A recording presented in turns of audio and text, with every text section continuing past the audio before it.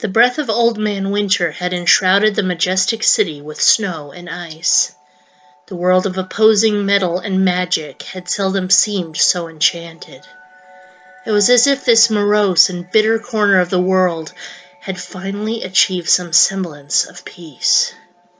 But despite the way alabaster crystals and delicate icicles now augmented this proud place in awe-inspiring wonder, underneath, it was still the same ugly city.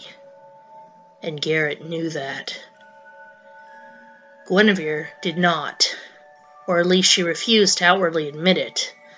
Her emerald eyes lit up in time to the streetlights as the winter sun began to kiss the smoky horizon. She leaned forward over the bell tower, giggling to herself as she watched a rather lanky man trying to balance a colorful stack of wrapped presents. She saw a mother and her 2 children stop just beneath a grand tree, the undisputed centerpiece of the market district. It was truly a magical sight, draped all in sparkly red and silver ribbons, its branches adorned with colorful spears and stars. The nymph had never seen a Christmas tree. Lord Simmons detested the holiday, stating that it was just an excuse for the heretics to grow fateful in pursuit of material wealth. This was her first holiday within the real city, amidst real people who adored this wonderful time of year. Most ironically, however, Guinevere found herself in the personal vicinity of the one individual who quite possibly hated Christmas more than her kidnapper. Wow, Garrett, did you see that tree? Do you see all those beautiful lights? Yes, Guinevere, I can see just as well as you can, the thief groused, casually gripping hold of her long navy cloak as his apprentice leaned even further out. Hey, what's that? She pointed, her eyes wild. That's a sled, Guinevere. Oh. The nymph gawked, watching as a pack of small children took turns pulling each other atop this new object of fun, known as the sled. Her eyes flooded even more with childlike wonder as she turned sporadically to the left. In the distance, she could see a row of brilliant lights strung along the roof of the bakery. What are those? She asked Garrett, her feet starting to slip out from under her. The girl would have most certainly fallen from the tower by now, if not for the thief's vice-like grip on her cloak. Those are Christmas lights, okay? He snapped. And stop flailing around, Guinevere. It's a long way down. The nymph finally acknowledged the peril of her placement and steadied her footing atop the frigid stone. Then she turned around, looking the brooding moonlighter dead in the eyes. Garrett? Yeah, the thief shivered, tugging his cowl tighter around his wind-raw face. How come everyone is so excited for Christmas? What's it all about, anyway? The thief shot her a curious stare. Was this girl really so clueless to the world around her? Of course, he had to remember that Guinevere was no normal girl, nor had she received anything reminiscent of a normal upbringing. But then again, neither had he.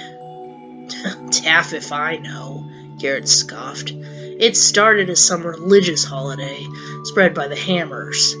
Then the nobles got their greedy little hands on it, and as you can see, everything sort of snowballed. He watched the mischievous little grin plaster itself across her lips, before adding quickly, pun not intended. Oh, of course not. I know you don't make bad puns or bad jokes. At least, not in front of others.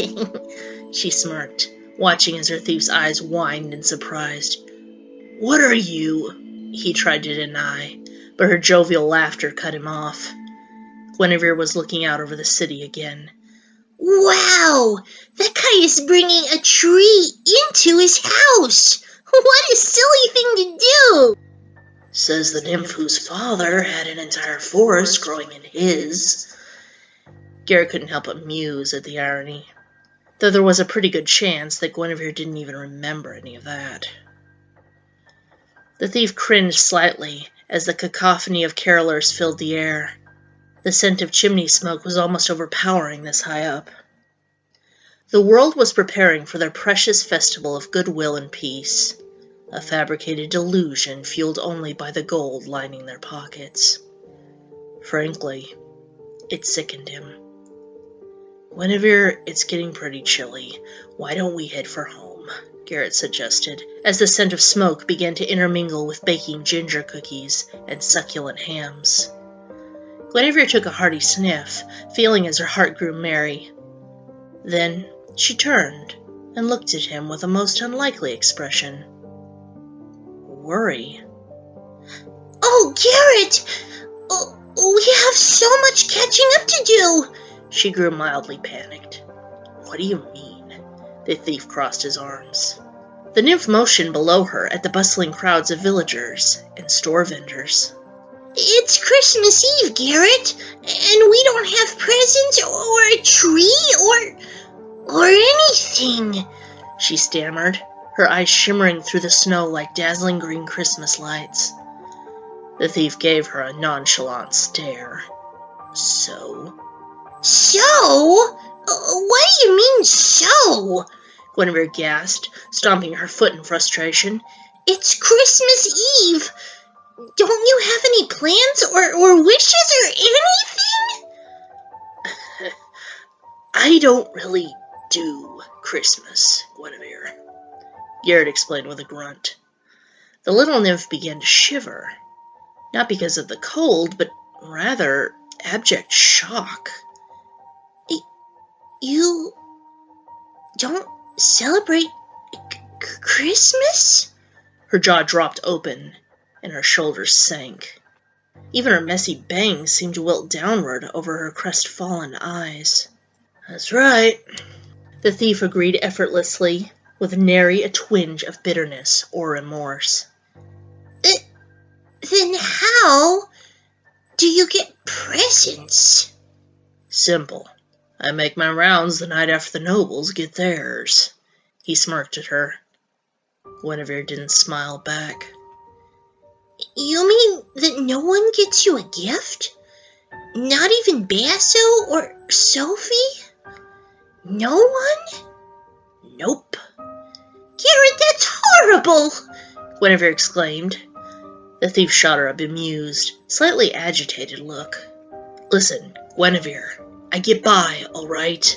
I don't need all the gaudy, eye-bleeding lights or that senseless smut taffers like to try and pass off as goodwill towards men." "But it's a feeling, Garrett. Something to hope for. Something to strive for," the nymph tried to explain. But the hardened thief wasn't buying any of it.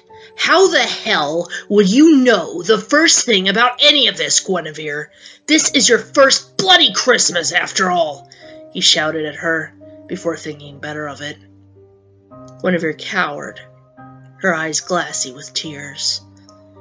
Garrett stared at her, eyes wide and mouth slightly agape. His mechanical eye buzzed as it centered upon the hurt visage of the naive girl before him.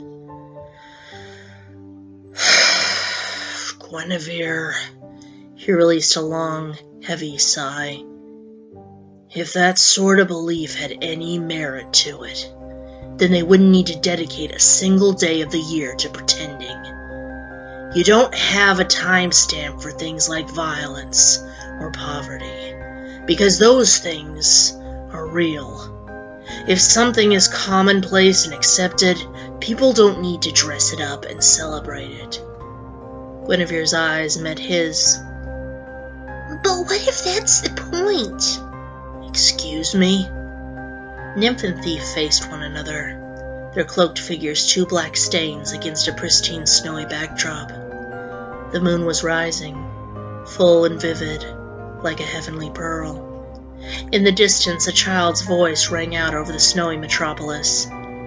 It proclaimed but two words, but they filled the hearts of all who heard them with indescribable bliss. Merry Christmas. Guinevere gathered herself and took a step towards the stoic moonlighter. "What if Christmas is mankind trying desperately to achieve such things, to make them commonplace and accepted. Yeah, but the moment it ends, then maybe it doesn't have to end, she intercepted, her voice a shrill plea carried to the thief's unwilling ears by a frosty gale. The feelings and the love we get this time of year, it never has to go away, Garrett. If you just hold on to that, if you never let the aspiration for a better world leave your heart, then maybe we could actually make this world just a little bit better. The thief said nothing in response. He already knew that Guinevere was an idealist, a dreamer. But then again, so were they. The Keepers had once strived for a balanced, orderly existence between factions. It was frankly an impossible goal, and one that they only managed to partially achieve through smiting the leaders of said groups when their hands grew too forceful, their power and numbers too plentiful. The Keepers had their own traditions surrounding Christmas. Memories of standing knee-deep in freshly fallen drifts, the snow tinted an eerie shade of purple by moonlight, feeling as the wind pricked at his nose and tasseled his unruly brown hair, listening as a procession of robed sentinels kept vigil over the perpetual midnight sky, watching the stars align in preparation for a new year of life, of prophecy. They did so not out of any sort of tradition or comfort. They did so because it was necessary. There was no spectacular Christmas tree with presents and goodies awaiting a Keeper novice on Christmas morning, nor was there a fantastic feast or warm greeting exchanged among close friends. For Garrett, Christmas was just another day of the year, another bitter reminder of that which was forever denied to him. The Keeper spoke of balance and of peace, but if Garrett had learned anything overall from the Order, it was hypocrisy. He often wondered if they were partially responsible for how he bitterly viewed the world. The reason he had lost the childlike hope and whimsy which still burned within Guinevere like a passionate fire. If that's what you see in it, then fine, the thief snorted, trying to pretend as though nothing the nymph had just proposed held any impact. Why not go down to the tavern and join Basso and the others in their foolhardy jubilation? Guinevere's face sank, her eyes lamented by a tragic pity. She had hoped he would listen to her, at least once. But it would seem that even Christmas miracles had a difficult time locating the enigmatic criminal. Perhaps he wanted it that way. And if this were indeed true, Guinevere had done all she could for a closed heart such as his. Well, okay, she sniffed, incredibly disheartened. So you'll be leaving to have yourself a merry little taffing Christmas then, to get swept up in this overblown trite. Yes, she nodded with a pout. Suits me, Garrett grumbled, tugging his cloak tighter around his body. But Guinevere understood Garrett's rebuttal, and more importantly, she accepted him, as the livid creature always had, always would. Okay, I'll be off then. I'm always up for a great time, after all. Of course you are, Garrett rolled his eyes. An unlikely sensation of warmth and softness found the man at his most vulnerable and callous. It came in the form of the little nymph's soft lips as they tenderly pecked his rough cheek. A weathered, tired face which hid more scars than it revealed. The thief gawked up at her, his eyes once again wide. Though this time, it was due to a different reaction entirely. Astonishment. Guinevere smiled, her eyes twinkling like two candles, beacons in the blackest of night. Merry Christmas, Garrett, she cooed, before turning around to exit the bell tower. The thief watched her descend from the tower, making certain that she wouldn't slip upon the ice. As his childish girl disappeared into the warm respite that was the crippled Burrick Tavern, a sparse smile dawned his usually grim face.